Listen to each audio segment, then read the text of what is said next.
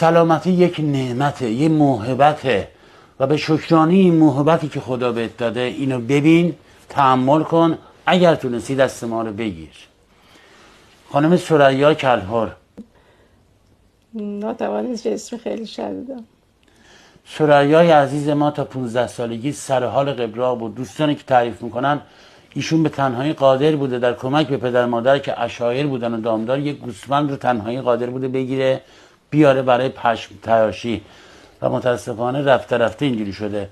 پدر مرحومشون چند تا دکتر معمولی بردن به توصیه پزشک معمولی در لوشان ناامید شدن از پیگیری پزشکی، ولی الان علم پیشرفت کرده. شما که میبینید اگر دستت کاری برمیاد دستی بگیر، دست این دختر خانم زیبای ما رو بگیر، ایشون هم حق زندگی داره.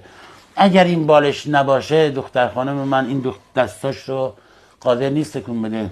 بذار من اینو بالش رو بردارم، ببین این کمک دستاشه. الان دستاشو بیار بالا، مادر کمکش کن، دستاشو بیار بالا. ببینید باران عزیز بدون کمک مادر دستاشو نمیتونی بیاره بالا. بیا یه نکته رو میخوام بگم از زبان مادر عزیزمون. من الان پا دارم، توان دارم از ثریای عزیزم به دیده منت با تمام وجود ازش نگهداری میکنم. گفتم مادر چیکار کنم؟ گفت بعد از من جایی هست که دخترمو نگهداری کنن؟ گفتم مادر چرا بعد از شما الان هم پزشکانی هستن، الان هم خوبانی هستن که دست دخترتو بگیرن. این قطعا علاج داره، اگر دستت کاری برمیاد انجام بده. فکرم قدرتم var canım ne can var. Yani yediyeceğim. Allah özü nicat veriyorum sağacağım. Ellerde kalmıyor da varatan.